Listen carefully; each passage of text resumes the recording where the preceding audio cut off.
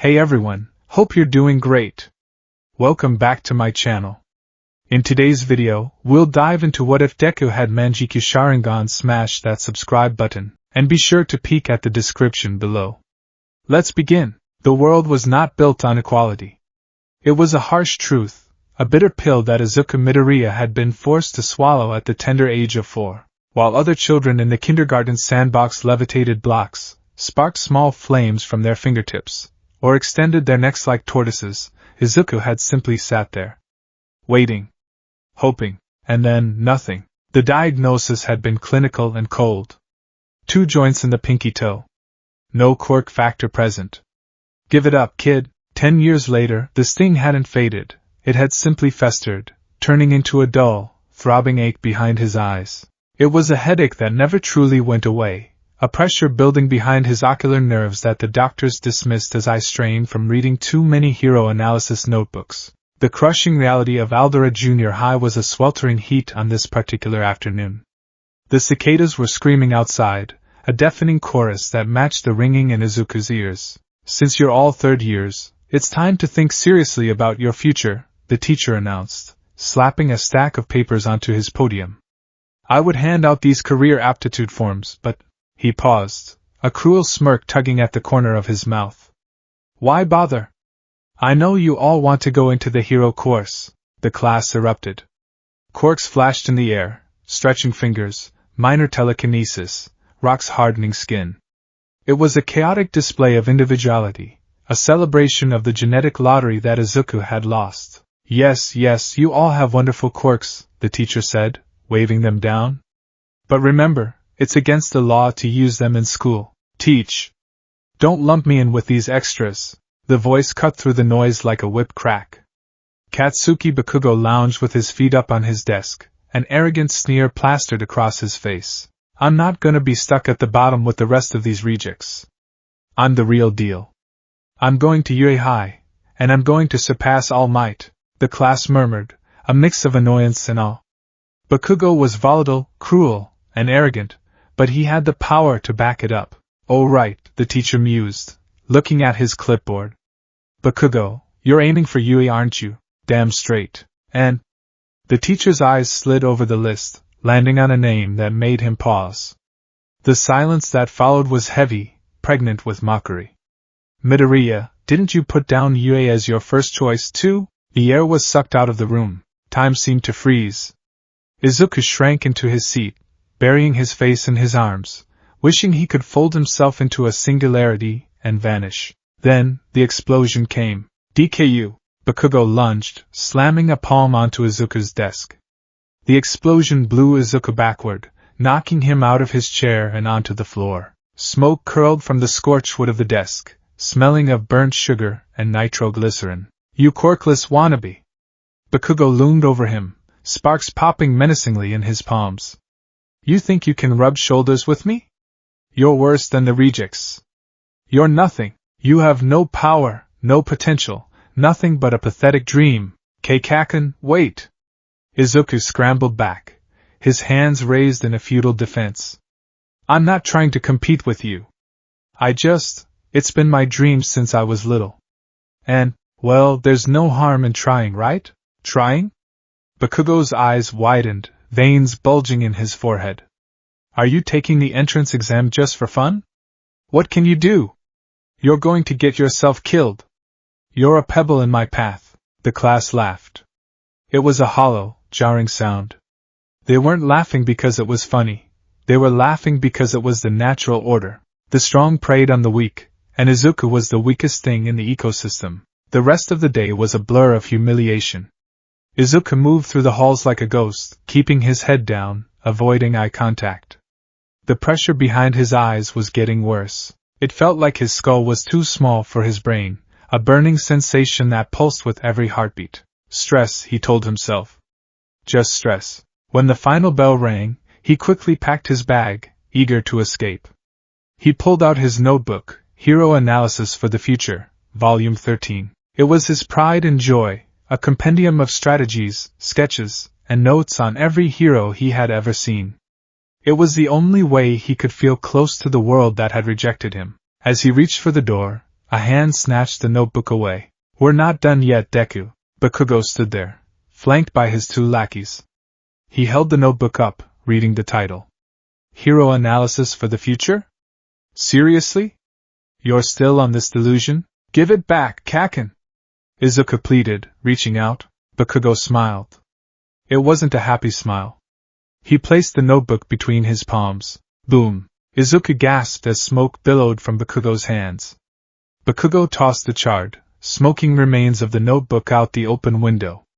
Izuku watched in horror as it plummeted into the koi pond below. Most top-tier heroes have stories about their school days, Bakugo said, his voice low and dangerous. I want my origin story to be perfect. I'm going to be the only student from this dump of a school to make it to UA. So, do me a favor. He placed a hand on Izuku's shoulder. Smoke wisped from his fingers, singing the fabric of Izuku's uniform. The heat was intense, but the coldness in Bakugo's red eyes was worse. Don't even apply, nerd.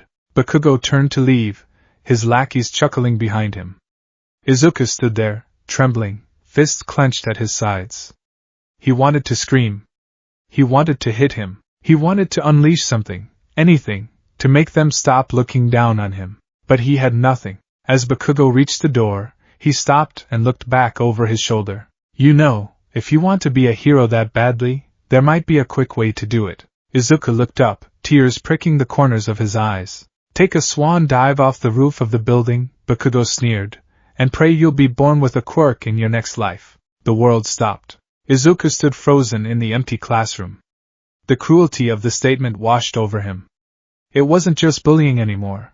It was an invitation to die. He turned toward Bakugo, a retort dying in his throat. Bakugo's eyes flashed dangerously. Yeah? What? Izuku slumped. He couldn't do it. He couldn't fight back. He grabbed his bag and walked out, his spirit shattered. The walk home was a solitary march through the concrete veins of Mizurufu. The sun was beginning to set, casting long, bruised purple shadows across the streets. Izuku fished his notebook out of the koi pond. The fish were nibbling at the burned edges. Stupid Kaken, he muttered, wiping the slime off the cover. If I actually jumped, that would be instigation of suicide. Think before you speak. He tried to salvage the wet pages, but the ink was running. Just like his dreams. He walked through the underpass, the darkness of the tunnel wrapping around him. Usually, this was the part of his day where he would mutter encouragements to himself, mimicking All Might's laugh. I am here. But today, the laughter wouldn't come. Take a swan dive. The words echoed in his skull. The pressure behind his eyes spiked again, a sharp, stabbing pain that made him wince and rub his temples. It felt different today. It felt biological, like a fever breaking. He didn't encounter a villain in the tunnel. There was no sludge villain today. Fate, it seemed, had reserved a different tragedy for him. He exited the tunnel and looked toward the skyline. A column of black smoke was rising in the distance. It was thick and oily, staining the orange sky. Izuku's heart skipped a beat. A villain attack? Habit took over. Despite the depression, despite the ruined notebook, his legs moved on their own. He wanted to see.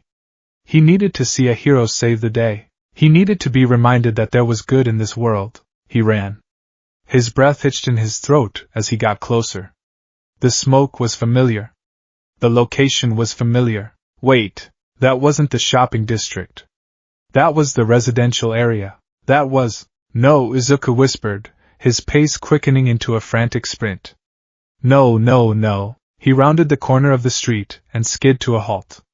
His blood ran cold. The Aldera apartment complex was ablaze. It wasn't just a fire, it was an inferno. Flames roared from the 4th floor, licking up the sides of the building. The heat hit him from a block away, a physical wall of force. Mom! Izuku screamed. He pushed through the crowd of gathering onlookers. Let me through! I live there! My mom is in there! Hey, kid! Stay back! A police officer grabbed his arm, holding him back behind the yellow tape. You don't understand.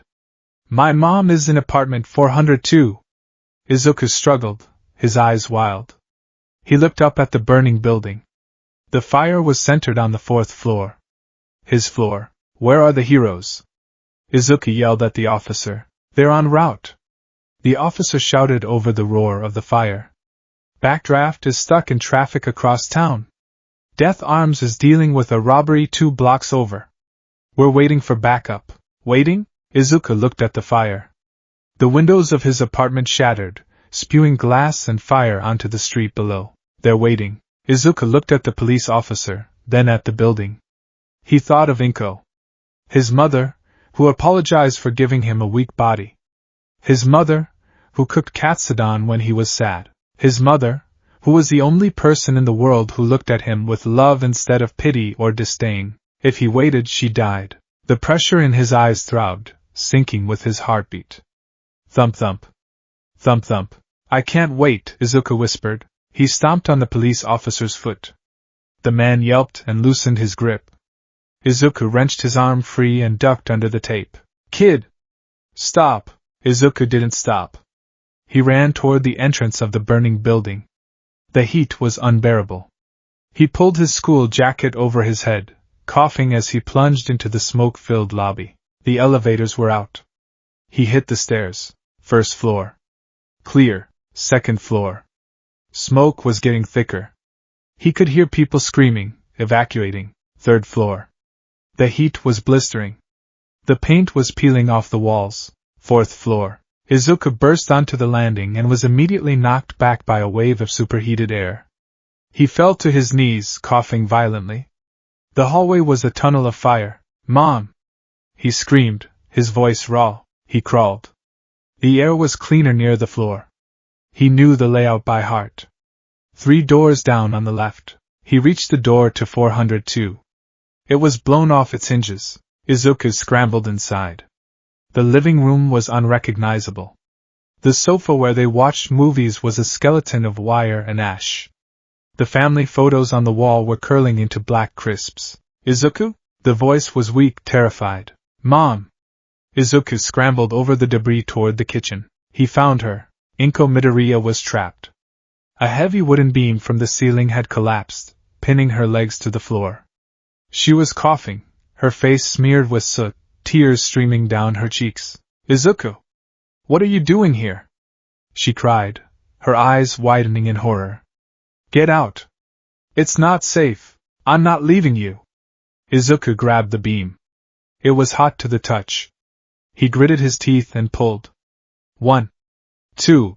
It didn't move. He was a 14-year-old boy with no strength-enhancing quirk. The beam was solid oak, part of the building's main support. Move! Damn it, move! Izuku screamed, tears evaporating on his face from the heat. Well, look at this. A family reunion. The voice didn't belong to the fire. It came from the corner of the room, near the shattered balcony door.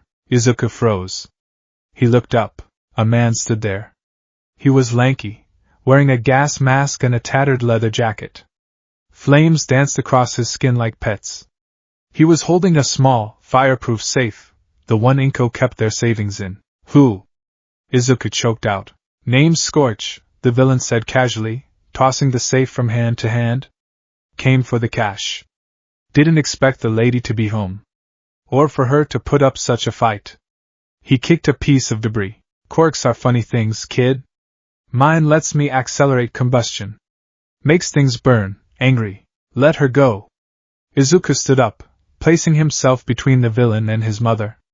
Take the money. Just leave, Scorch laughed. It was a dry, crackling sound. I already have the money, kid. But you see, I hate loose ends. And frankly? I'm enjoying the show. He raised a hand. A ball of concentrated orange fire formed in his palm. It wasn't normal fire. It hissed like a viper. Run, Izuku! Inko screamed, trying to push him away. Run! No! Izuku didn't budge. He raised his fists. They were shaking. He had no power. He had no weapon. He was Deku, but he stood there, brave. Stupid, Scorch muttered. Bye. He threw the fireball. It happened in slow motion. Izuku saw the flame arcing toward him. He saw the malicious glee in the villain's eyes beneath the mask. He knew he was going to die, but he didn't feel the impact. A blur of green movement. A soft grunt of pain. Inko had used her quirk, weak telekinesis usually only good for lifting small objects. In a moment of hysterical strength, she had pulled herself forward, dragging her crushed legs from under the beam, and threw herself in front of her son. Boom! The fireball struck Inko squarely in the back. MOM. The explosion threw them both against the far wall. Izuku's head cracked against the plaster.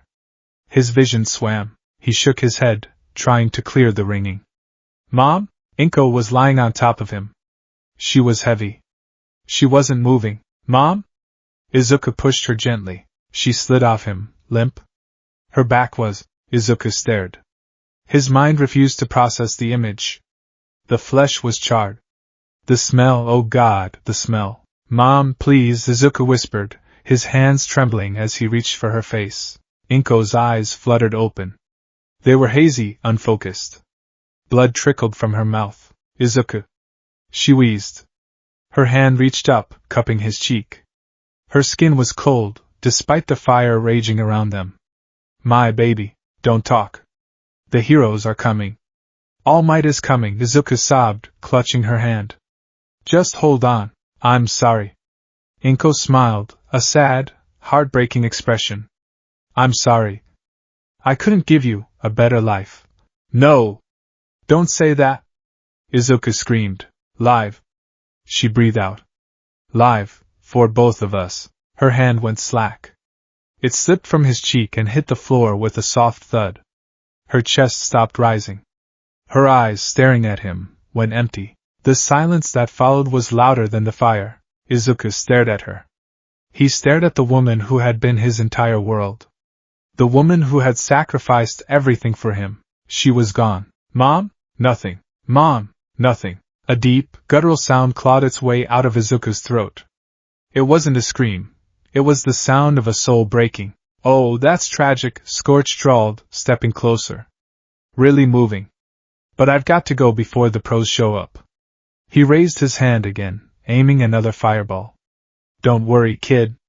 I'll send you to her. Izuku didn't hear him. Something was happening inside his head. The pressure behind his eyes, the headache that had plagued him for years, suddenly snapped. It felt like a dam breaking. A rush of hot, agonizing energy flooded his optic nerves. It felt like someone was pouring boiling lead into his eye sockets. Snap! Deep within his DNA, a dormant sequence, a relic from a distant ancestor on his father's side, a genetic anomaly that had skipped generations for decades, awakened. It fed on trauma. It fed on the specific chemical cocktail of extreme grief and loss. And Izuku was drowning in it. He looked up. His vision was bathed in red. The world looked different.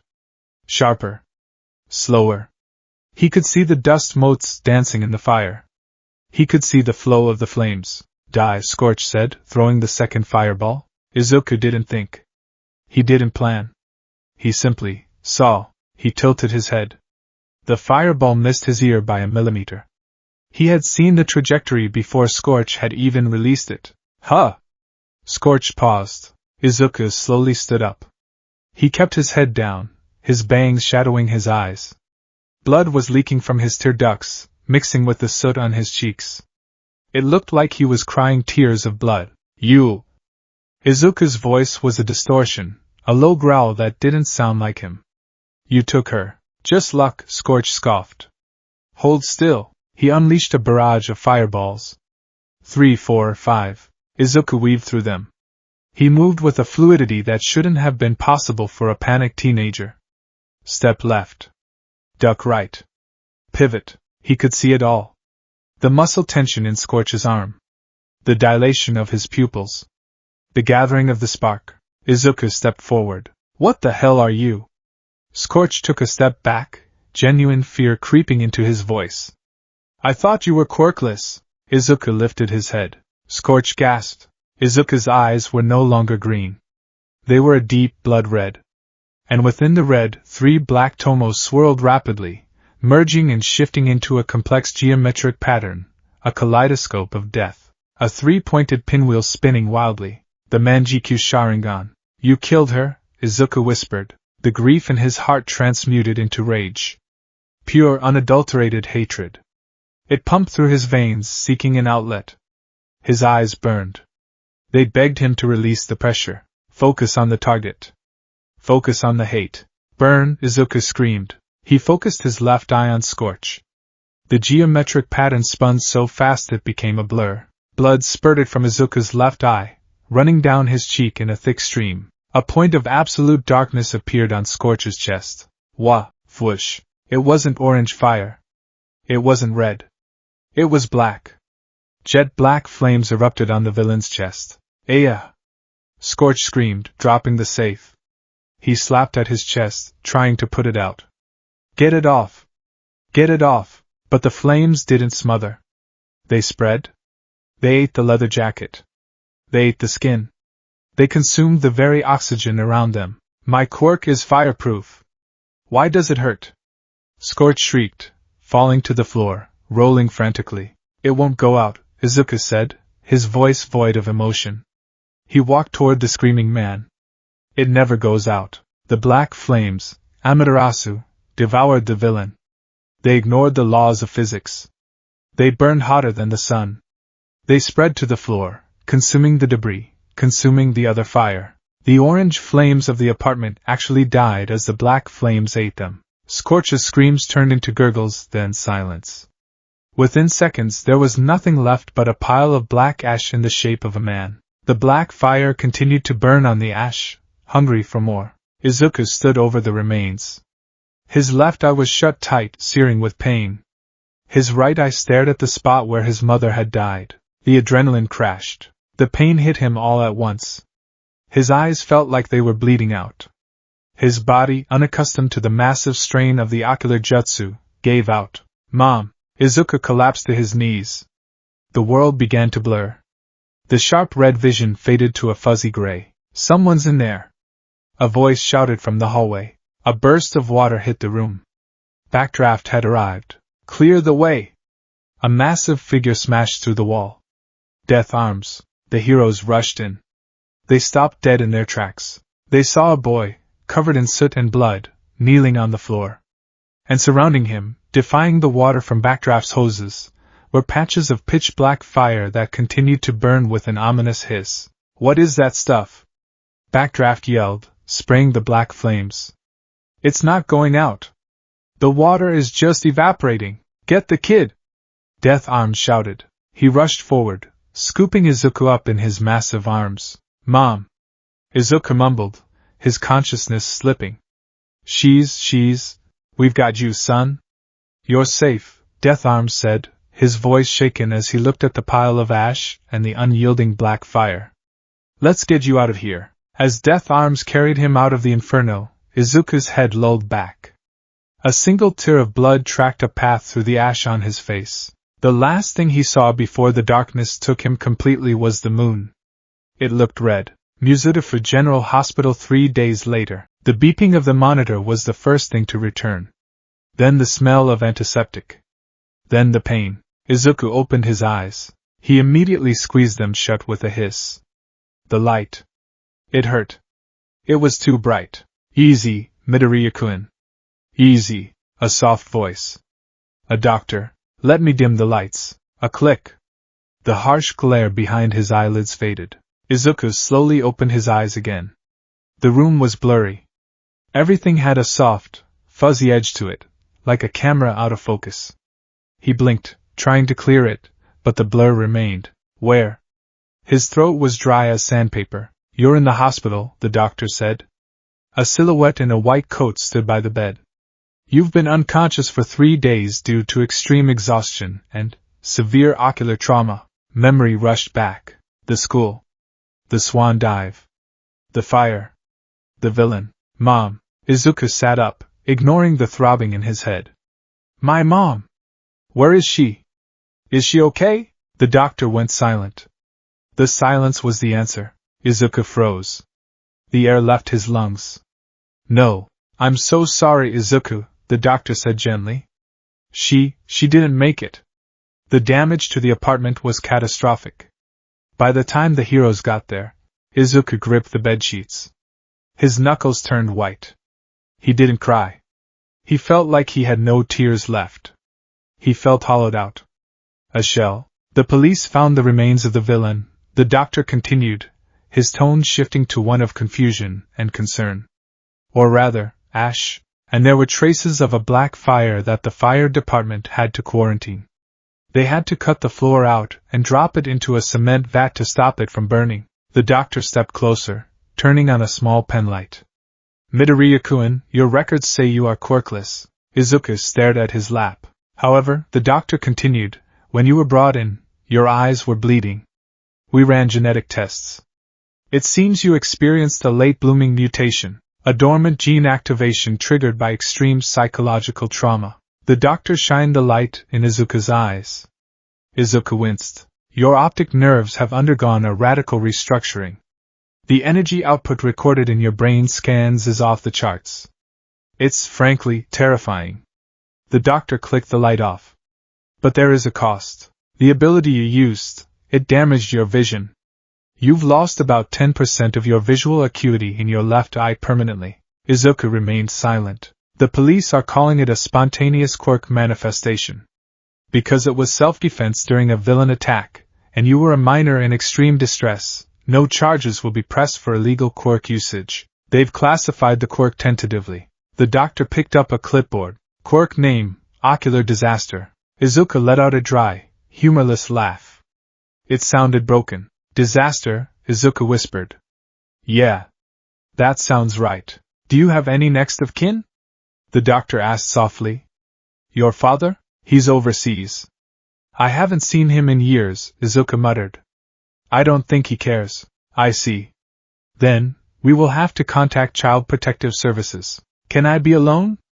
Izuku asked. Midoriya-kun, please. The doctor sighed, nodded, and walked to the door. I'll be outside if you need anything. The door clicked shut. Izuku sat in the dim room. He felt the power humming beneath his skin. It was there, behind his eyes. A cold, dark ocean of energy. It wasn't the warm, hopeful strength of all might. It was the cold, jagged strength of loss. He raised his hand and looked at it. It was blurry. She's gone, he whispered to the empty room. Inko was gone. Because he was weak. Because he couldn't move the beam. Because the heroes were too slow. Because the world was unfair. He closed his eyes and focused. He felt the shift. The burning sensation. When he opened them, the room sharpened. He could see the dust on the table.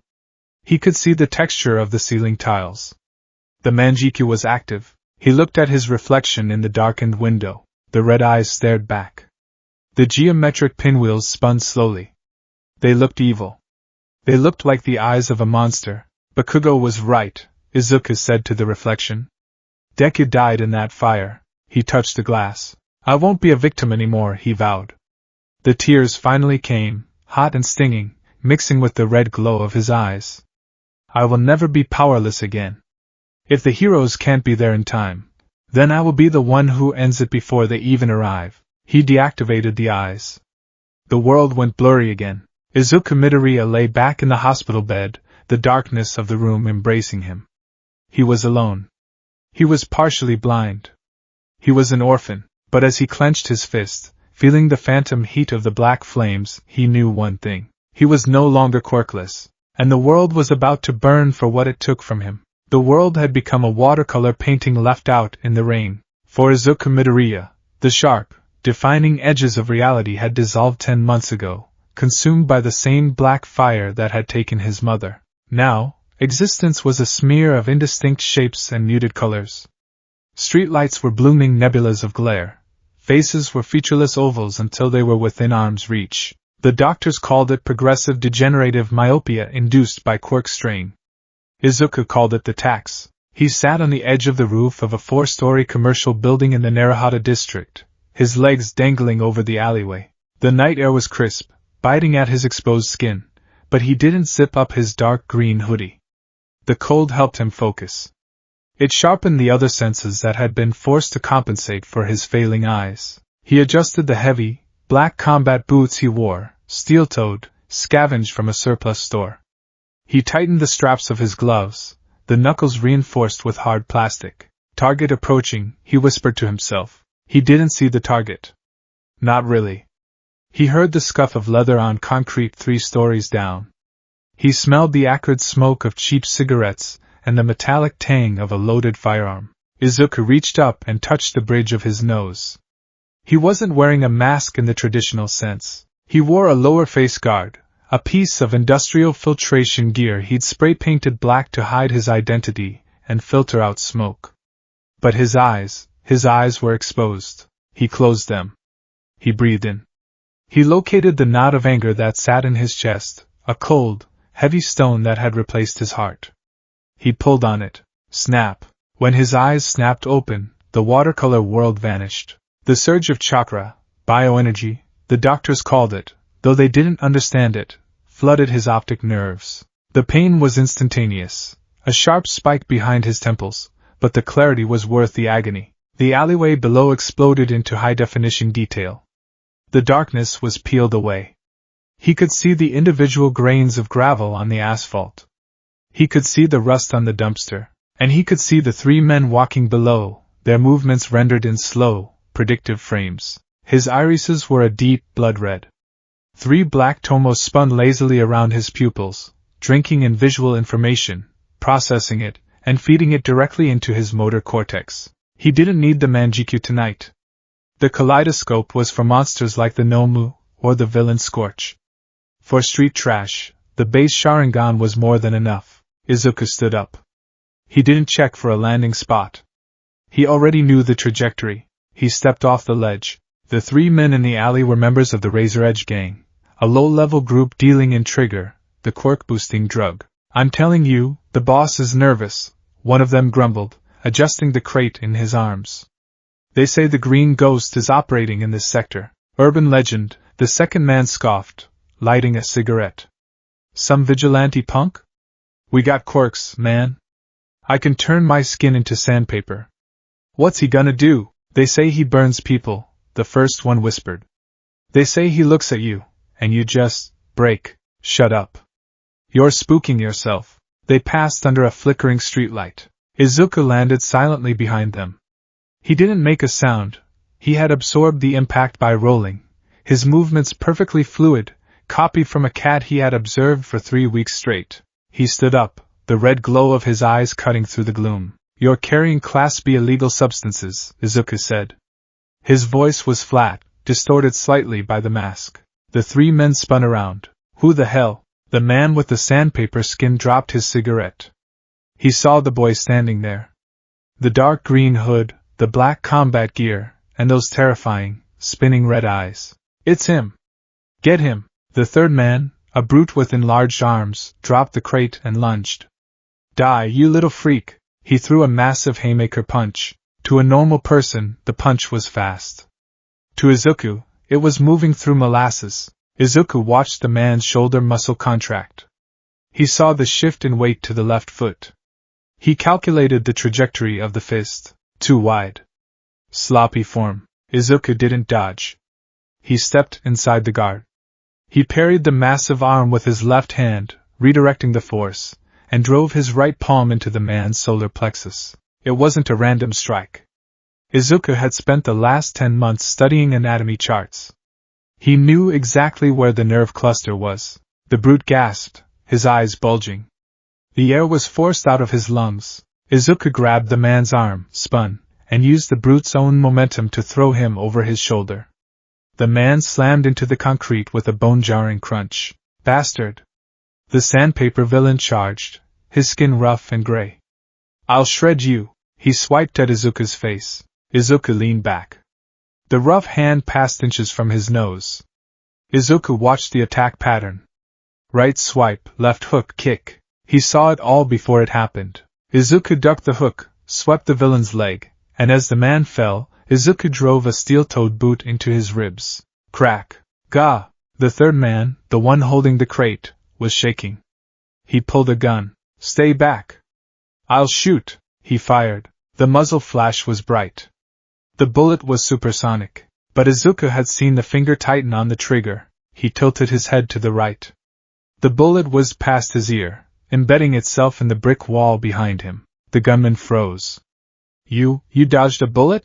Izuku walked forward. He didn't run. He just walked, his red eyes spinning mesmerizingly. You missed, Izuku said. The gunman fired again. Izuku pivoted, the bullet grazing his jacket. He closed the distance. He grabbed the gun barrel, twisting it upward with a torque that snapped the gunman's finger inside the trigger guard. Ah! Izuku struck the man in the throat with a chop, silencing the scream. The man collapsed, gasping for air. It was over in 20 seconds. Izuku stood amidst the groaning bodies. He felt no thrill. No plus ultra spirit. He just felt cold satisfaction. The streets were a little cleaner. He knelt by the sandpaper villain, who was clutching his broken ribs. Izuku grabbed him by the collar and hauled him up. Where is the distribution hub? Izuku asked. Screw you. The villain wheezed. Izuku widened his eyes. The 3 tomos spun faster. He poured a small amount of chakra into the visual connection. Genjutsu, demonic illusion, hell viewing. It wasn't the torture of the Tsukuyomi. He couldn't afford the blindness that came with the mangekyou. This was a basic illusion, projecting the victim's fears back at them. The villain's eyes glazed over. He screamed. To him, the alleyway had just filled with millions of sandpaper beetles eating his flesh. The warehouse. District 4. By the docks. Please! Make it stop. Izuku blinked. The illusion broke. The villain slumped against the dumpster, sobbing, curled into a fetal position. Izuku stood up. He pulled a zip tie from his belt and bound the villain's hands. He did the same for the others. Then, he pulled out a burner phone, dialed the police tip line, left the location, and crushed the phone under his heel. He looked up at the moon. His vision was starting to blur at the edges again. The strain of the sharingan was accumulating. District 4, he muttered. He fired a grappling hook, a crude, homemade device powered by compressed CO2, onto the fire escape above. He ascended into the night, leaving the criminals for the police. He wasn't a hero. Heroes saved people. Izuku punished the ones who made saving necessary. Musudafa Police Precinct. The next morning, Detective Naomasa Tsukachi rubbed his temples. The coffee in his mug had gone cold hours ago, but he kept drinking it out of habit. Another drop-off, Tsukachi said, tossing a file onto the desk. Across from him sat Shota Aizawa, also known as the pro-hero Eraserhead.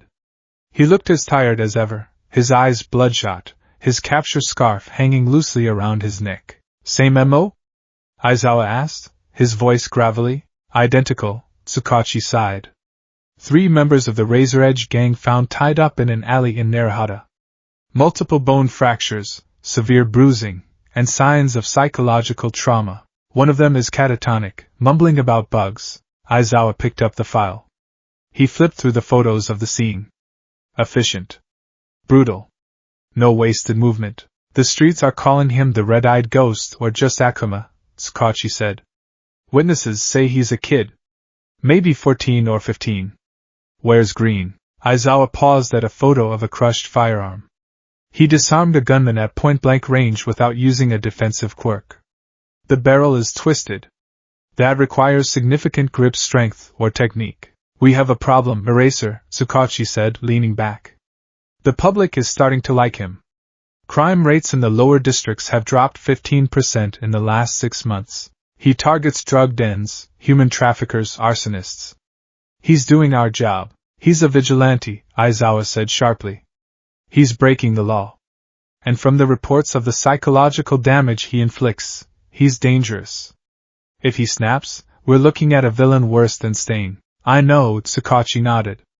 But we can't catch him. He doesn't leave DNA. He avoids cameras. And he seemingly predicts police movements before we make them. Aizawa closed the file. He stood up, his black hair falling over his face. He's not a ghost, Aizawa said.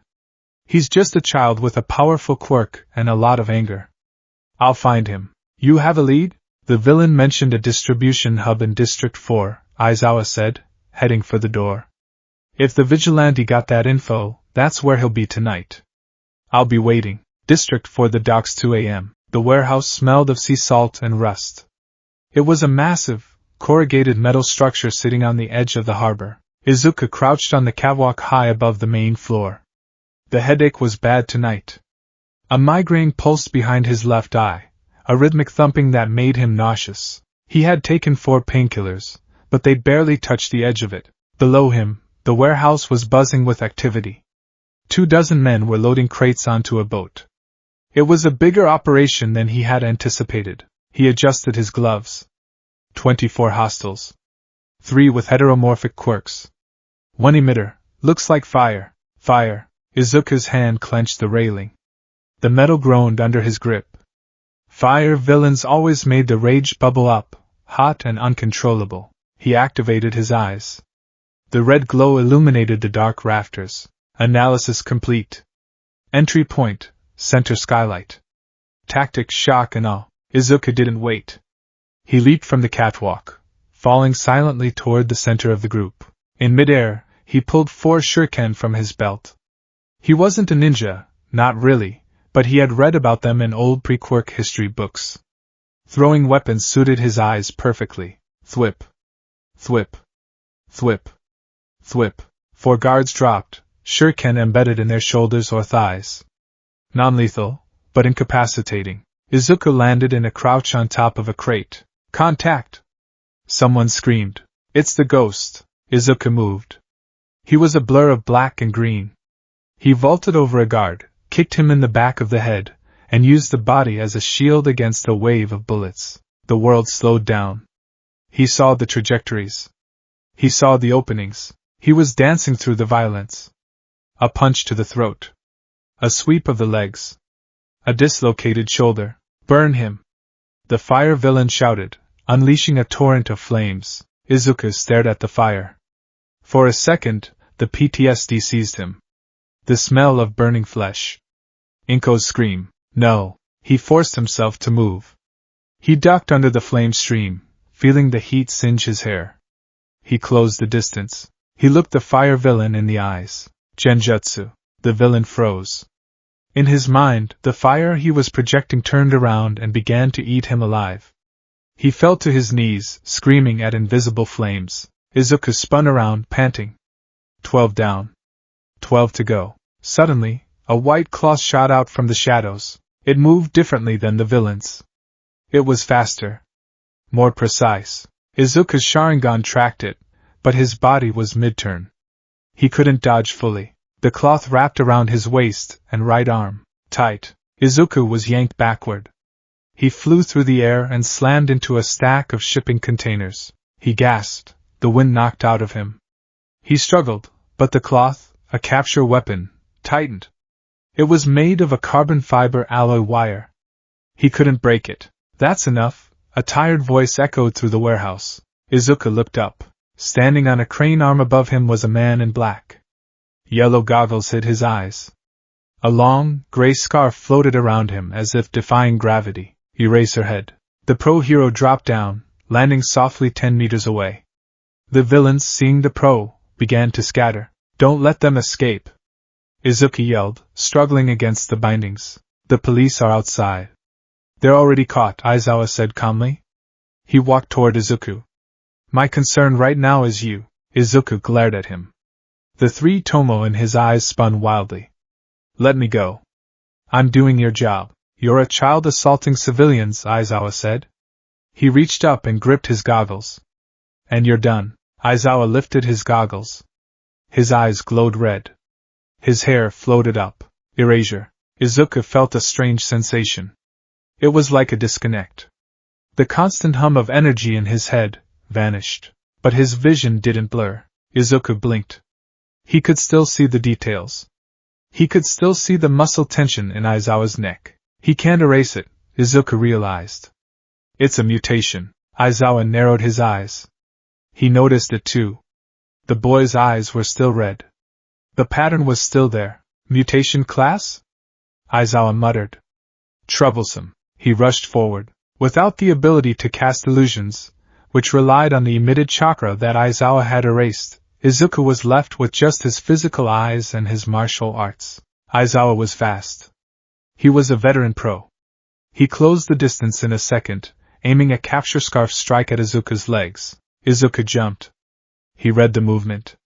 Even without the chakra boost, his kinetic vision was superior. He landed on the scarf, balancing on the thin fabric for a split second, and launched a kick at Aizawa's face. Aizawa's eyes widened. He balanced on the capture weapon? Aizawa blocked the kick with his forearm, but the force drove him back a step. You've got training. Self-taught, Izuku spat. He dropped to the ground, swept a handful of industrial dust from the floor, and threw it in Aizawa's face. Cheap trick, Aizawa grunted, closing his eyes for a second. That was all Izuku needed. Erasure broken. The chakra flooded back. The world became hyper-real again. Izuku scanned the environment. He needed a weapon.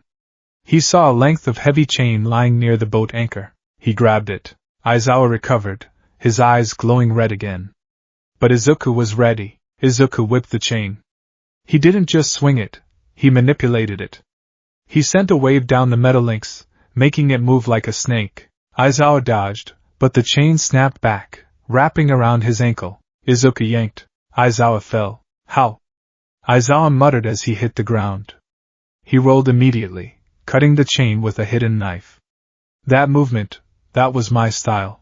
I have good eyes, Izuku said, panting. I watch. I learn. Izuku backed away. I don't want to fight you, Eraserhead. You're one of the few good ones. But I won't stop. You're hurting yourself, kid, Aizawa said, standing up. He wasn't attacking anymore. He was analyzing. Your eyes. They're bleeding. Izuku touched his cheek. Sure enough, warm blood was tracking down from his right eye. The strain of the fight, the rapid switching of focus, was taking its toll. It doesn't matter, Izuku said. It does, Aizawa said. You're fighting angry. You're fighting sloppy. You rely on those eyes to predict, but your body can barely keep up. Eventually you'll meet someone you can't predict, or you'll go blind mid-fight and end up dead in a ditch. Better me than someone's mother. Izuku screamed. The echo of the scream silenced the warehouse. Aizawa paused. He looked at the boy. Really looked at him. He saw the scuffed boots. The malnourished frame under the tactical gear. The desperation in the stance. You're the kid from the Aldora fire, Aizawa said softly. Izuku Midoriya. Izuku stiffened. Midoriya is dead. No, he's just lost, Aizawa said. He deactivated his quirk. His hair fell down. You have two choices tonight, Midoriya. Aizawa stepped forward. Izuku raised his fists, but he was trembling. His vision was starting to tunnel. The adrenaline was fading, leaving only the migraine. Choice 1, Aizawa said. I arrest you. You go to juvenile detention. With your quirk classification and the damage you've caused, you'll be in the system until you're 18. Then, likely prison. Your potential rots in a cell. Izuku grit his teeth. Choice 2, Aizawa continued. You come with me. To the station? To UA High School. Izuku lowered his fist slightly. What? The entrance exam is in 2 weeks, Aizawa said. I have the authority to recommend a student for rehabilitation potential if they show promise. You have skill. You have a powerful, albeit self-destructive, quirk. But you have no discipline. No direction. I don't want to be a hero, Izuku said bitterly. Heroes are glory hounds. They care about rankings and merchandise. Then don't be a hero, Aizawa said. Be a logical solution. Yui isn't just for spotlight chasers. We train rescuers. We train underground pros who hunt in the dark so others can walk in the light. Like me, Izuku stared at Eraserhead. The underground hero. The man who avoided the media. The man who fought quirkless most of the time. Why? Izuku asked. I'm a criminal. You're a grieving child throwing a tantrum with a loaded gun, Aizawa corrected. I'm offering you a holster. Aizawa reached into his pocket. Izuku flinched, expecting a weapon. Aizawa pulled out a bottle of eye drops. He tossed it. Izuku caught it. Saline and mild painkiller, Aizawa said. For the bleeding. Izuku looked at the bottle. Then at Aizawa. If I go to UA, Izuku said, his voice quiet, can I hunt them? The villains? Under the law. With a license. And with training so you don't burn your own retinas out before you're 20, Aizawa said. Izuku uncapped the drops and put them in his eyes.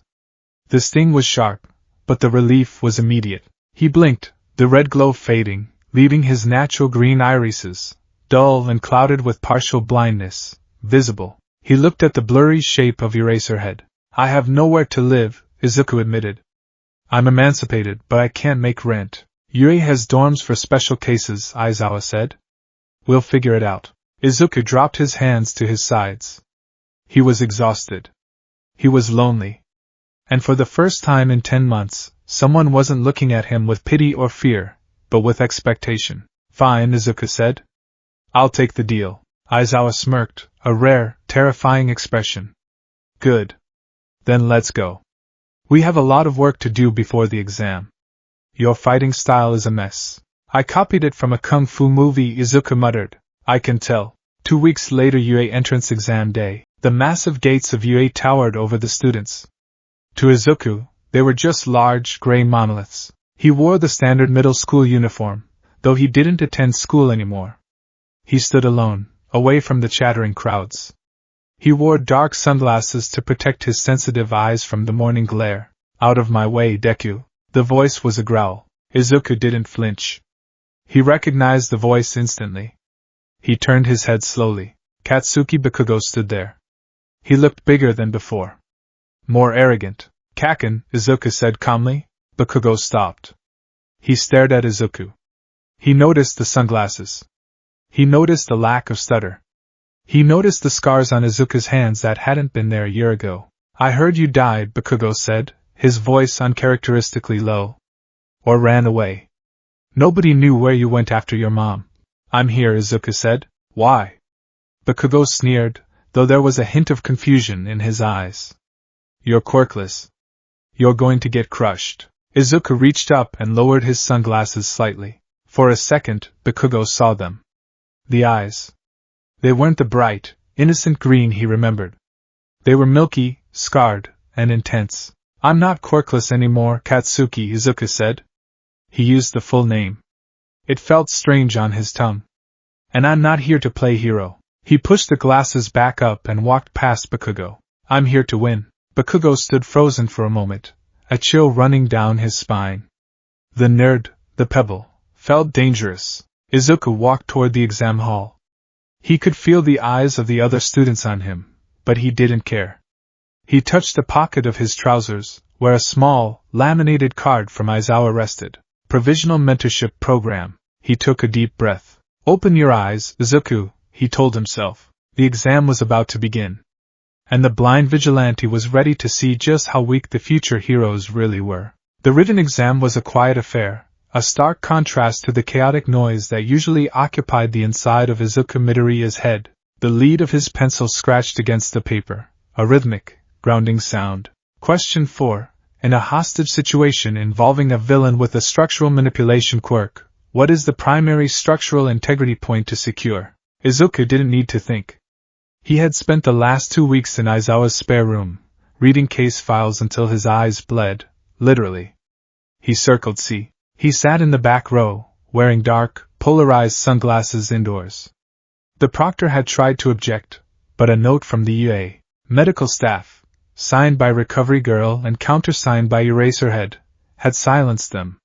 To the other examinees, he looked arrogant, a kid trying too hard to be cool. To Izuku, the sunglasses were a dam holding back a flood of light that felt like needles pricking his retinas. Without his quirk active, the world was an impressionist painting of gray and beige. He could see the outline of the boy in front of him, Bakugo, by the sheer spiky volume of his hair. Bakugo radiated a tense, vibrating energy. The explosive teen hadn't spoken to him since the gate. He was seething, waiting for the practical exam to prove that Izuku was still just a pebble. Izuku finished the test with 30 minutes to spare. He placed his pencil down and closed his eyes behind the shades. He meditated, cycling his breath. Inhale for 4. Hold for 4. Exhale for 4. He needed to save every ounce of chakra. His reserves were pitifully small compared to the stamina required to keep the sharingan active. If he overused it today, he wouldn't just fail. He would go blind before he even got his acceptance letter. Everybody say hey. Present Mick's voice was a physical assault. Izuku winced, his hands instinctively coming up to cover his ears in the dark auditorium. The orientation was a sensory nightmare. The lights were too bright, The voice was too loud. He sat alone in the corner, far away from Bakugo. He listened to the explanation of the robots. 1-pointer. 2-pointer. 3-pointer. The 0-pointer, an obstacle to be avoided. Excuse me. May I ask a question? A tall boy with glasses, Tenya Ida, from Somei Junior High, stood up, spotlighted by a beam of light. He began a diatribe about the printout handout, and berated a student for muttering. Izuku didn't look up. He knew the muttering student was him. Old habits died hard. He had been whispering strategy, calculating the optimal strike points for standard mecha units. And you, with the sunglasses and the hoodie. Ida pointed a stiff finger directly at Izuku. If you are here to nap or treat this hallowed institution like a fashion runway, then you should leave immediately. It is disrespectful to those of us who are serious. The auditorium went silent. Hundreds of eyes turned to the back corner. Izuku slowly lowered his hands from his ears. He didn't stand up. He didn't apologize. He simply turned his head toward the blurry blue shape that was Ida. I have a medical condition, Izuku said. His voice was soft, hoarse from lack of use, but it carried in the silence. And I'm wearing this gear because I'm preparing for a war zone, not a classroom. Maybe you should focus on your own prep instead of my wardrobe. Ida froze, his mouth slightly open. The crowd murmured. Oh, Ida stammered, adjusting his glasses. I see. My apologies. He sat down stiffly. Okay. Tension is high. I dig it. President Mike yelled, breaking the awkwardness. Now get to your battle centers. Plus Ultra. As the students filed out, Izuku remained seated for a moment longer. He reached into his pocket and touched the small, cold bottle of eye drops. War zone, he whispered to himself. Let's see if I survive. Battle Center B. The mock city was massive. It was a testament to UA's budget, a sprawling urban labyrinth of concrete and steel. Izuku stood by the gate, stretching his calves. He had discarded the school uniform for his hero costume, which was really just cargo pants, his steel-toed boots, a dark green compression shirt, and a utility belt Aizawa had lent him. The belt contained a few rolls of capture tape and a small, collapsible steel baton. He wasn't allowed support items that enhanced his quirk, but simple tools were permitted if declared. Aizawa had insisted on the baton. Your fists will break against metal, he had said. Use leverage. Hey, Izuku turned. A girl with a round face and brown hair was fidgeting nearby. Ochako Uraraka. I just wanted to say good luck, she said nervously. And sorry about that guy in the auditorium. You were really cool. Izuku looked at her. She was a blurry patch of pink and brown. She radiated nervousness, but also a warm, bubbly kind of kindness. It was alien to him. Thanks, Izuku said curtly. He turned back to the gate. You too. Stay mobile.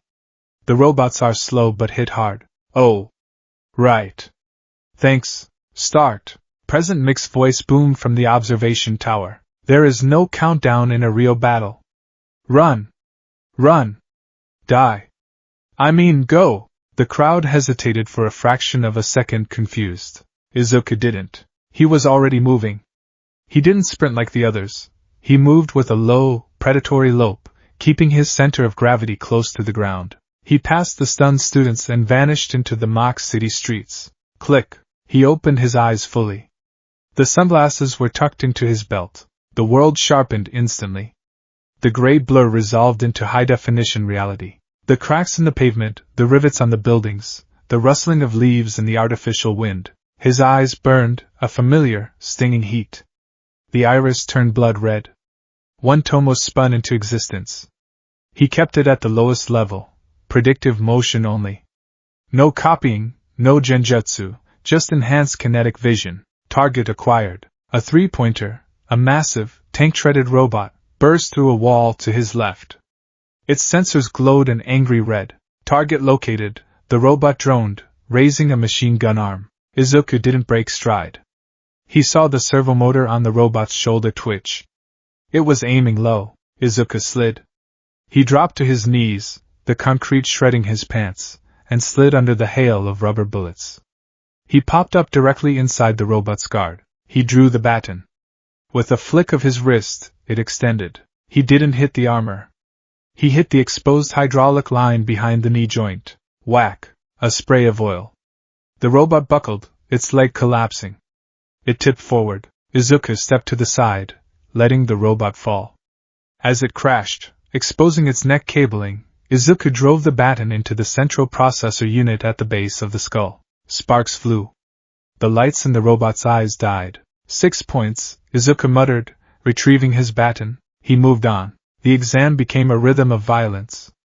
Izuku was not the strongest. He wasn't the fastest. He didn't have explosions or engines or lasers. But he was the most efficient. He flowed through the battlefield like water. A one-pointer lunged at him. He sidestepped, letting it crash into a wall. A two-pointer tried to crush him with a pincer. He saw the attack 3 seconds before it happened, vaulted off a car hood, and jammed a piece of scrap metal into its exhaust port. He was racking up villain points, but he was also watching. He saw a student with a laser naval belt getting overwhelmed by 3 robots. Too slow. He's panicking. Izuku picked up a rock. He calculated the weight, the wind, the distance. He threw it. The rock sailed through the air and struck the sensor eye of the lead robot. It flinched, its aim thrown off, firing a missile into its ally. The explosion took out 2 robots. The laser boy finished the third. Whoa! What happened? The boy yelled. Izuku was already gone. He didn't stick around for thanks. That was a rescue, not for points, but because Aizawa had drilled it into him. A vigilante works alone, but a logical ruse requires keeping the pawns on the board alive. Observation room. The teachers of UA watched the screens with interest. This year's batch is spirited, Midnight commented, licking her lips. That explosion boy is destructive. But a bit wild. Indeed, Nizu, the principal, squeaked, sipping tea. But look at screen B04. The boy in green, All Might, standing in the back in his skeletal form, leaned forward. He had been watching young Midoriya closely. He has no strength enhancement, Cementos noted. He's using a baton and rocks? But his situational awareness is unnatural. He's aiming for structural weaknesses, Snipe said, adjusting his hat. Look at that. He took down a 3-pointer by severing a single wire. He knows the schematics. He's not fighting, Aizawa said from the corner, his arms crossed. He's dismantling. Is that your recommendation, Eraser? Midnight asked. He's a problem child, Aizawa grunted. But he has potential. His quirk is visual. He sees the attack before it happens. But Niza said, his finger hovering over a large red button. Let's see how he handles. Overwhelming despair. Niza pressed the button. Battle Center B. The ground shook. It wasn't a vibration, it was an earthquake. Windows in the mock city shattered. Dust billowed from the center of the district. Izuku skidded to a halt, nearly losing his footing. He looked up. Rising above the skyscrapers was a monstrosity. The 0-pointer. It was the size of a Godzilla, a green-painted titan of metal that blocked out the sun. What is that? A student near him screamed. Run! Run for your lives! The panic was instantaneous. The students, who had been confident heroes moments ago, turned into a terrified stampede. They pushed and shoved, desperate to get away from the falling debris. Izuku stood still. His instincts screamed at him to run. It's too big. You can't fight that. It's a waste of energy. Logic dictates retreat. He turned to follow the crowd. Ow wow! A cry of pain. Faint buried under the sound of crushing concrete. Izuku stopped. His head snapped back. Through the dust, his red eyes cut a path. He saw a heat signature. A person. Uraraka. She was trapped. A piece of rubble from a destroyed building had pinned her leg. She was struggling, her face pale with terror. The 0-pointer was looming over her. Its massive treads were grinding up the asphalt. It raised a colossal metal fist, preparing to smash the street flat to clear a path. If that fist landed, she wouldn't just be hurt. She would be paced. Damn it, Izuku hissed. He looked at the fleeing students. Even Ida, the one who preached about rules, was running away, though to be fair, he seemed to be trying to guide others. No one else saw her. The headache behind Izuku's eyes spiked. It was a warning. Don't do it. You'll break. Izuku ran toward the Titan. Hey! Idiot! Stop! Someone yelled. Izuku ignored them. He sprinted into the shadow of the 0-pointer. The air pressure from the descending fist was already pushing him down. He reached Uraraka. She looked up, teary-eyed. Run! Shut up, Izuku grunted. He grabbed the rubble. It was too heavy. Just like the beam that crushed his mother. Not again. The image of Inko's dead eyes flashed in his mind. The smell of burning flesh. The helplessness. I am not that weak boy anymore. Izuku let go of the rubble. He turned to face the descending fist. It was a mountain of steel falling from the sky. He needed power. He needed the curse. Izuku closed his eyes for a split second, finding that dark, cold ocean of trauma deep in his gut. He grabbed it with both hands and pulled. He screamed, "Aya-wa!" His eyes snapped open. The 3 tomos spun so fast they blurred into a single, complex pinwheel design. The mangekyou sharingan. Blood erupted from his eyes, streaming down his face like war paint. The air around him turned cold. A spectral green energy, the color of toxic waste and envy, burst from his body. It wasn't fire, it was solid chakra. It formed ribs. Huge, translucent green ribs of energy erupted from the ground, curving upward, knitting together over Izuku and Uraraka. Susanoo, ribcage stage. The green skeleton formed a dome. It crackled with malevolent energy. Boom! The 0-pointer's fist connected with the spectral ribs. The sound was deafening. The ground around them shattered, creating a crater. Dust exploded outward in a shockwave that knocked the fleeing students off their feet. Inside the green dome, Uraraka flinched, waiting for death. It didn't come. She opened her eyes. Above her, the green ribs were cracking, groaning under the millions of tons of force, but they held. And standing in the center, arms raised as if holding up the sky, was Izuku. He was screaming. Veins bulged in his neck. Blood poured from his eyes, staining his teeth red. I won't let you, Izuku roared. The mangekyou spun wildly. The green aura intensified, growing muscle fibers over the ribs. The Susanoo pushed back. The 0-pointer's fist was halted. The metal fingers of the robot crumpled against the ethereal energy. In the observation room, All Might gasped. He caught it! His vitals are spiking! Recovery girl shouted over the comms. His heart rate is 200. His brain activity is critical. Izuku felt his optic nerve searing. It felt like someone was digging spoons into his eye sockets. His vision was going black at the edges. Just a little more. He pushed one last surge of power. The Susanoo flared, shoving the robot's hand upward by a few meters. Smash! Izuku yelled, though he wasn't punching. The sudden resistance caused the 0-pointer's internal mechanisms to grind. Motors blew out. The robot lurched back, off balance. As the pressure lifted, the Susanoo flickered and vanished. Izuku collapsed. He hit the ground hard. His vision was gone. Everything was black. Midoriya-kun! Uraraka's voice. She was crawling toward him. Is it down? Izuku wheezed, coughing up blood. It stopped. It stopped moving. She touched his face. You're bleeding everywhere. Your eyes. Time's up. Present mix siren sounded. The exam was over. Izuku tried to sit up, but his body refused. The darkness in his vision slowly receded to a heavy, gray fog. He could barely make out Uraraka's face. It was just a pink blur. Cost, Izuku muttered, passing out. Always a cost. 1 week later, the apartment Yue had provided for him was small, but it was quiet. It was in a discreet building near the campus, usually reserved for witnesses and protection programs. Izuku sat on the floor, surrounded by braille books he had started learning to read, just in case. His vision had stabilized, but the damage was done. His prescription had doubled. Without his glasses, thick, black-rimmed ones now, he was legally blind. With them, he could see shapes and colors, but reading text was a strain. He sat in the dark. He preferred the dark now. A knock at the door. It's open, Izuku said. Aizawa walked in. He tossed the heavy envelope onto the table. You got in, Aizawa said. Izuku didn't reach for the letter. The 0-pointer didn't have points. It didn't, Aizawa agreed. But UA isn't just a military school. We have rescue points.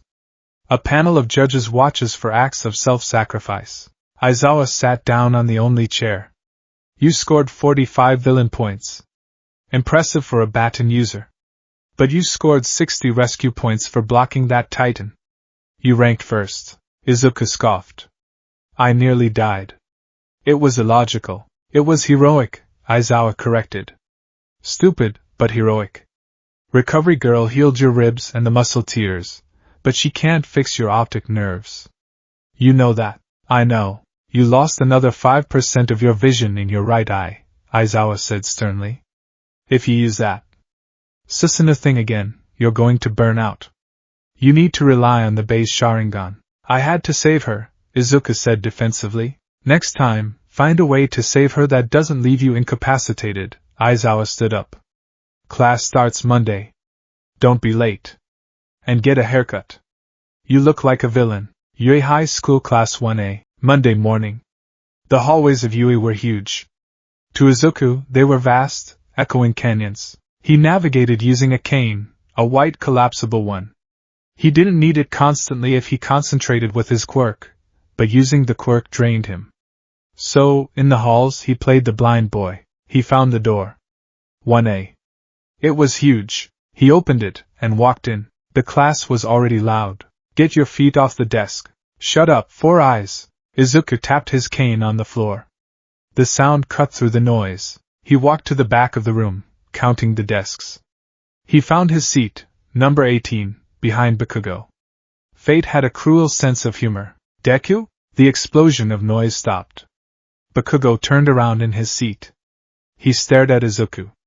He stared at the cane. He stared at the thick glasses. You! Bakugo's voice trembled with suppressed rage. How the hell did you get in here? Izuku sat down, folding his cane. Same way you did, Katsuki? I passed. Don't screw with me. Bakugo stood up, sparks popping in his hands. You're a quirkless defect. You think you can trick Yue? I'll blow you to bits. If you're here to make friends, go somewhere else. Aizawa lay in his yellow sleeping bag in the doorway. This is the hero course. The class scrambled to their seats. Bakugo sat down, but his red eyes were fixed on Izuku, burning with suspicion. Put these on and go outside, Aizawa said, holding up gym uniforms. Quirk apprehension test. The training grounds. The tests were standard. 50-meter dash. Grip strength. Standing long jump. Izuku did average. Without his quirk active, he was just a fit teenager. 50 meters, 7.02 seconds. Grip strength, 56 kilograms. Bakugo, on the other hand, was dominating. He blasted through the dash. He exploded into the long jump. Then came the ball throw. Bakugo, 705 meters, Aizawa announced. Hell yeah! Bakugo smirked, glancing at Izuku. Beat that blind boy. Midoriya, Aizawa called. Izuku walked to the circle. He held the ball. He took a deep breath. He needed to show them. Not the mangekyou.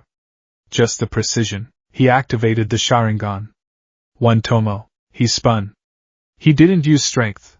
He used centrifugal force, timing the release perfectly with the wind current he could see swirling across the field. He channeled a burst of chakra into his arm muscles for a split second, a technique Aizawa called reinforcement. He threw. The ball soared.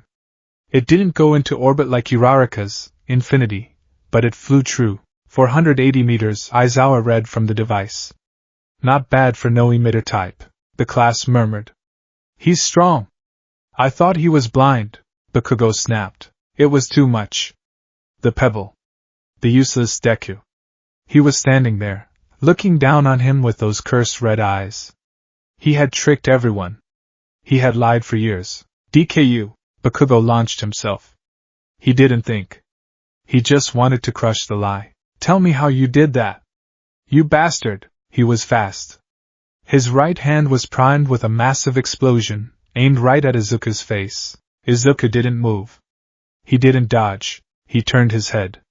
He locked eyes with the charging Bakugo. The sharingan spun. The pattern changed. Genjutsu, demonic illusion, death mirage. It wasn't a physical attack. It was a mental injection of pure chakra. In Bakugo's mind, the world went black. Suddenly, he wasn't charging. He was standing in a void. And in front of him was Izuku. But this Izuku was 10 feet tall. His skin was black, peeling away to reveal green fire. His eyes were giant, spinning wheels of blood. The giant Izuku reached down. He grabbed Bakugo. Bakugo couldn't move. His explosions wouldn't spark. He was powerless. The giant Izuku squeezed. Bakugo felt his bones breaking. He felt his lungs collapsing. He felt the cold embrace of death. He saw his own funeral. He saw his mother crying. It felt like hours. It felt like an eternity of helplessness. In reality, it was 1 second. Ga. Ha! Bakugo skidded to a halt in the real world, inches from Izuku's face. His eyes rolled back. He collapsed to his knees, clutching his chest, hyperventilating. Sweat poured down his face. I can't die, stop. Bakugo wheezed, drool dripping from his mouth. He looked terrified. Absolutely broken. The class went silent. They hadn't seen anything. To them, Bakugo had charged, and then just collapsed. What did you do? Kirishima gasped. Izuku stood over Bakugo. His eyes were back to their dull green, hidden behind the glasses. Self-defense, Izuku said coldly. That's enough. Aizawa stepped between them. His scarf was floating. He looked at Bakugo, who was shaking on the ground, and then at Izuku. Midoriya, Aizawa warned, his voice low. I told you. Genjutsu on classmates is forbidden unless instructed. He was going to kill me, Izuku said. I just showed him what death feels like. So he wouldn't be so eager to deal it out, Aizawa sighed. He cancelled his quirk. Bakugo, take a breath. It wasn't real, Aizawa said, kneeling by the blonde. Get him to the nurse.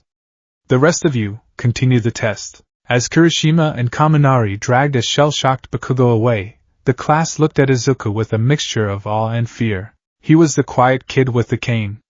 But he had just taken down the strongest student in class with a look. Izuku walked back to the line. He felt the migraine returning. His right eye throbbed. 1%, he thought. That little illusion cost me another 1% of my sight. He looked at his hands.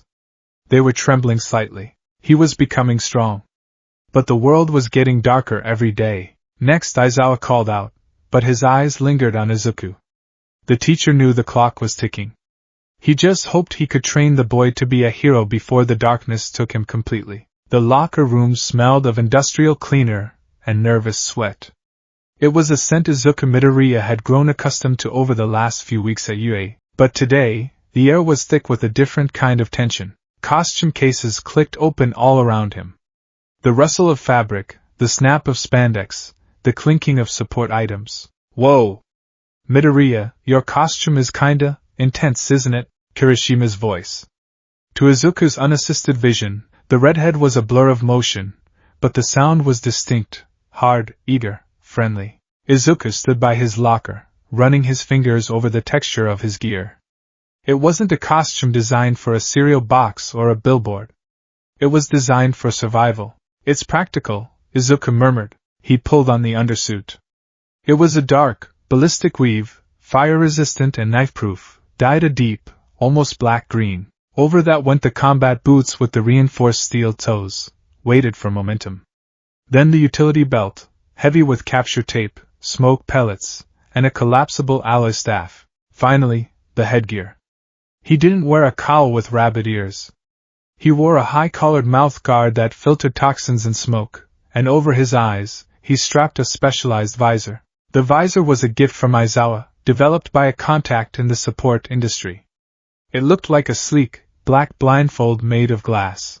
It blocked out 90% of UV and ambient light, preventing the headaches that plagued him during the day. Inside, a small HUD, heads-up display, connected to sonar sensors in the earpieces, giving him a wireframe outline of the world when his sharingan wasn't active. It looks like SWAT gear, Kaminari commented.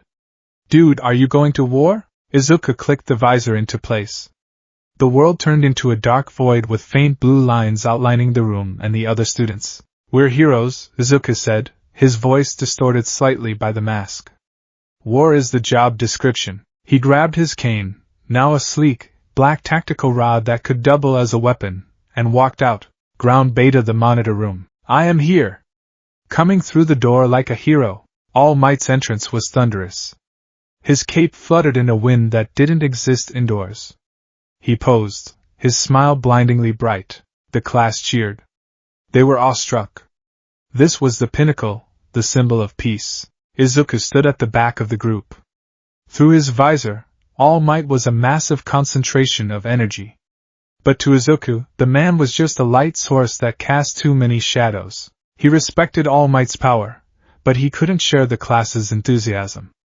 All Might hadn't been there when the apartment burned. Welcome, embryos! All Might boomed. Today, we start the real work. Combat training, he explained the rules. Villains guarding a nuclear weapon. Heroes attempting to retrieve it or capture the villains. A classic scenario. Now let's draw lots. Izuku waited. He could feel a burning gaze on the back of his neck. It was hot, prickly, and full of killing intent. He didn't need his eyes to know it was Bakugo. Team A, All Might announced. Izuku Midoriya and Ochako Uraraka. Team D, All Might continued, pulling 2 balls from the box. Katsuki Bakugo and Tenya Ida. The room seemed to drop a few degrees in temperature. Team A will be the heroes. Team D will be the villains. Izuku shifted his stance. He turned his head slightly toward Bakugo. The blonde was vibrating. The wireframe outline in Izuku's HUD showed Bakugo's fists clenching and unclenching. Destiny, huh? Izuku whispered. The setup outside the building. The building was a 5-story concrete structure. It was gray, brutalist, and filled with blind corners. Izuku and Uraraka stood outside, studying the blueprints. Deku-kun, Uraraka said, her voice trembling slightly. Bakugo. He looked really scary. Like, scarier than usual. Are you going to be okay? Izuku tapped the blueprints with a gloved finger. He's angry. Anger makes people predictable. He'll come for me, so we avoid him? No, Izuku said calmly. We separate. He'll ignore you to hunt me. That leaves you with Ida. Ida is disciplined. He'll stay with the bomb. Can you handle him one-on-one? Uraraka gulped, then nodded, slapping her cheeks. I can float him. I'll do my best. Good. Once you secure the weapon, radio me. I'll keep the rabid dog on a leash. Begin. All Might's voice echoed over the loudspeakers. Izuku touched the side of his visor. Click. The opaque glass cleared slightly. He closed his eyes behind the visor and focused. The familiar burn started in his optic nerves. Sharingan active. He opened his eyes. The 3 tomos spun to life, glowing red in the darkness of the visor. The wireframe world vanished, replaced by a hyper-detailed reality. He could see the dust floating in the air. He could see the heat radiating from the concrete. Let's go, Izuku said. He slipped through the window on the 2nd floor, moving silently. Uraraka followed, lighter on her feet thanks to her quirk. They moved down the hallway. It was dark, but to Izuku, it was clear as day. Heartbeat. He stopped. He raised a hand. Thump thump. Thump thump.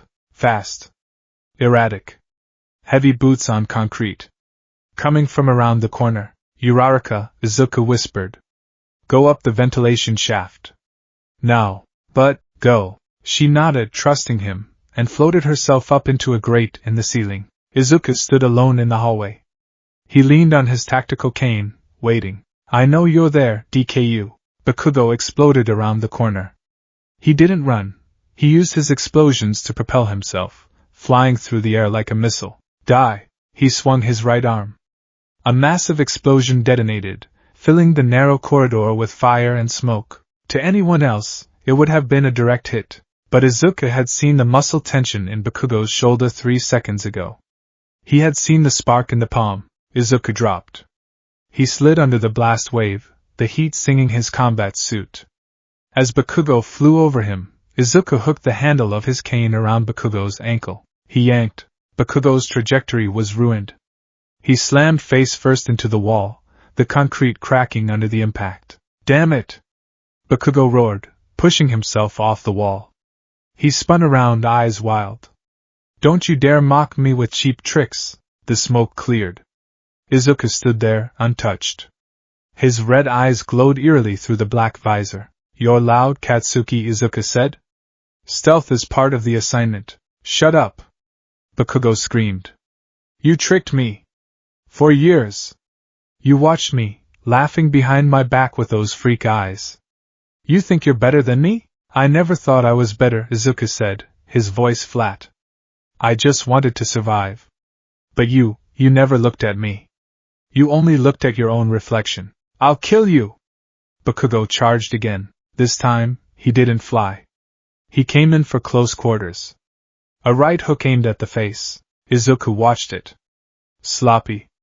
Too much anger. Izuku parried the strike with his left forearm, stepping inside the guard. He drove his palm into Bakugo's chest, not hard enough to break ribs, but hard enough to knock the wind out. Bakugo staggered but didn't fall. He swung his left hand. An explosion popped right in Izuku's face. Izuku tilted his head back. The blast grazed his visor, cracking the glass. Close. Izuku swept Bakugo's legs. Bakugo jumped over the sweep, instinctively using a small blast to gain height. He was adapting. He was a combat genius, even when blinded by rage. Bakugo landed and unleashed a flurry of blows. Explosion. Punch. Kick. Explosion. Izuku dodged, weaved, and parried. He was dancing on a razor's edge. He wasn't using strength. He was using pure prediction. The sharingan was reading every twitch, every shift in weight, but Izuku was tired. His body wasn't as durable as Bakugo's. Every block sent a shockwave through his bones. The heat was sapping his moisture. Stop running and fight me! Bakugo yelled. He backed off to the end of the hall. He raised his right arm. His other hand reached for the pin on his gauntlet. Izuku's eyes widened behind the cracked visor. The sharingan zoomed in. It saw the reservoir of nitroglycerin-like sweat stored in the gauntlet.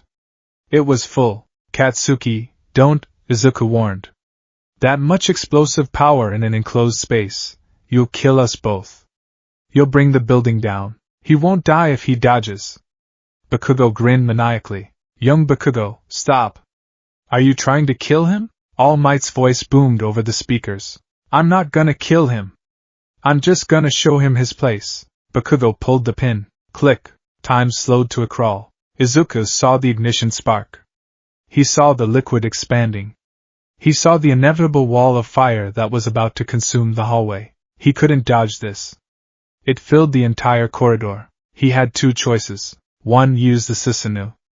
But after the zero-pointer, his body wasn't ready. The ribcage might hold, but the strain would likely burst a blood vessel in his brain. 2. The mangekyou.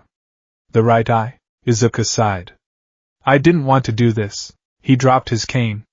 He didn't run. He stood his ground. As the fire erupted from the gauntlet, roaring toward him like a dragon, Izuku focused his chakra. He focused not on the fire, but on the boy behind it. Through the flames, he locked eyes with Bakugo. Mangekyou Sharingan, Tsukuyumi, the world of the Moon Reader. The explosion vanished. The sound of the roaring fire cut out instantly. Bakugo blinked. He was standing in a void. The floor was water, perfectly still, reflecting a sky that was a deep blood red. A massive black moon hung in the air. What? Bakugo looked around. Where did the blast go? Where am I? He tried to activate his quirk. He flexed his palms. Nothing. No sparks. No sweat. Hey! What the hell is this? Bakugo shouted. His voice didn't echo. It sounded muffled, like he was speaking underwater. You're in my world now, Katsuki. Bakugo spun around. Izuku was sitting on a throne made of black stone, floating a few feet above the water. He wasn't wearing his hero costume. He was wearing his old middle school uniform, the one Bakugo had singed so many times. But his eyes were giant. The pinwheel pattern spun slowly, mesmerizingly. A quirk? Bakugo grit his teeth. You think some mental illusion is gonna stop me? I'll break out of here and blast your face off. He charged at the throne. He ran. And ran. But the throne never got closer. He was running in place. "This is the Tsukuyumi," Izuku said calmly. His voice seemed to come from everywhere at once. "In this place, I control space. I control matter. And I control time. Release me!" Bakugo screamed. "You wanted to know about my power," Izuku said. "You wanted to know why I'm here. You think strength is explosions. You think strength is being loud." Izuku stood up. The water rippled. "You asked me to take a swan dive, Katsuki? You told me to pray for a quirk in the next life." Suddenly, the red sky cracked. Hundreds of Izukus rose from the water. They surrounded Bakugo. They were all staring at him with those bleeding, spinning red eyes. "I didn't get a quirk in the next life," the voices chorused. "I got a curse in this one. Stop it!" Bakugo swung his fists at the copies. They dissolved into crows that pecked at his face. "You need to understand silence," Izuku said. Bakugo's mouth vanished. He tried to scream. The skin was smooth over his jaw. No lips. No opening. He clawed at his face. Panic set in. Pure, primal terror. He couldn't breathe through his mouth. He wheezed through his nose. "For the next 72 hours, Izuku said, descending from the throne to stand right in front of the terrified, mouthless Bakugo, "you will stand here. You will not sleep. You will not speak. You will simply exist in the quiet dark." Bakugo shook his head frantically. 72 hours? 3 days? "Don't worry," Izuku whispered, leaning in close. "It's only a second in the real world." Izuku snapped his fingers. The torture began. It wasn't physical pain. Izuku didn't stab him with swords.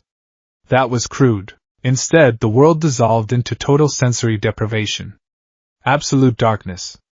Absolute silence. Bakugo was floating in nothingness. He couldn't feel his arms. He couldn't feel his legs. He was just a consciousness suspended in a void. 1 hour passed. Bakugo raged in his mind. "I'll kill him! I'll kill him!" 6 hours passed. "Let me out! Anyone!" 12 hours passed. "Is this real? Am I dead?" 24 hours passed. The boredom was agonizing. The silence was louder than any explosion. His own thoughts began to eat him. He replayed his life. He saw himself bullying Izuku. He saw the little boy following him. He saw the cruelty. 48 hours. "I'm sorry. I'm sorry. Just let it end." 72 hours. Bakugo's mind was a blank slate of exhaustion. He had forgotten what an explosion sounded like. He just wanted to hear a sound. Any sound.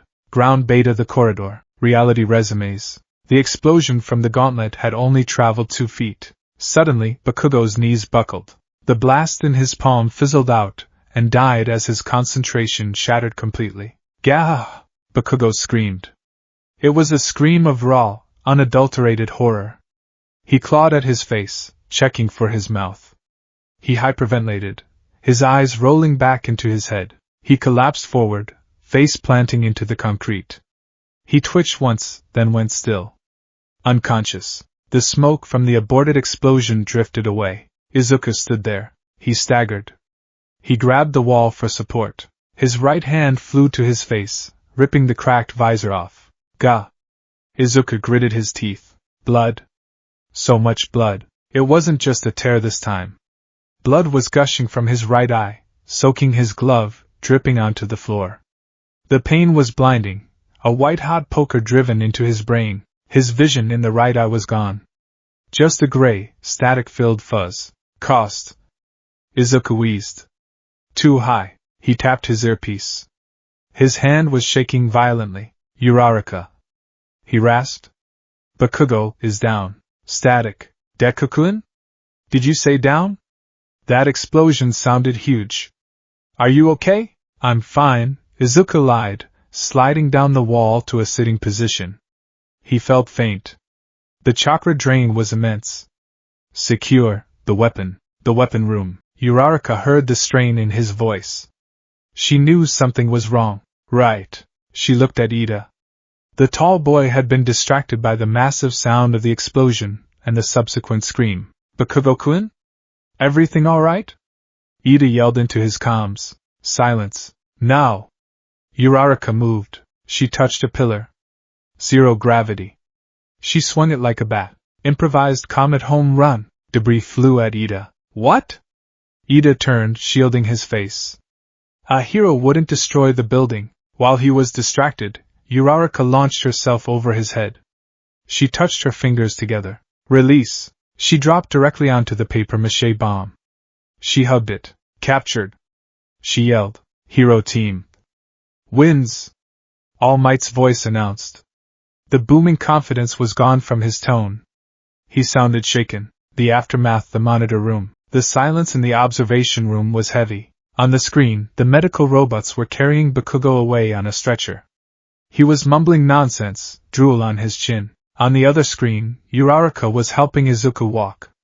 Izuku was leaning heavily on her, a cloth pressed to his bleeding right eye. What just happened?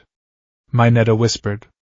Bakugo was about to blast him, and then he just dropped. It was a mental attack, Tokoemi said, his arms crossed, feathers ruffled. A psychic assault. Midoriya looked him in the eye, and Bakugo's spirit broke. Is that allowed? Ajri asked. All Might stared at the screen. He had seen the look in young Midoriya's eyes right before the feed cut out. That red pattern. It was terrifying. It wasn't the look of a hero saving the day. It was the look of a judge passing a death sentence. It was effective, All Might said, but he clenched his fist. But we must discuss the ethics of such power. Recovery Girl's office. The smell of antiseptic was stronger here. Izuku sat on the edge of the bed. Recovery Girl was shining a light into his right eye. Humph, the old woman grunted. She pulled back, shaking her head. Well? Izuku asked. He couldn't see her clearly. His right eye was completely dark right now. His left eye was blurry. I can heal the capillaries. I can stop the bleeding. I can replenish your energy, Recovery Girl said sternly. But I cannot fix the optic nerve. She turned to the computer screen, showing a scan of his brain. The pressure you put on your ocular nerves is immense.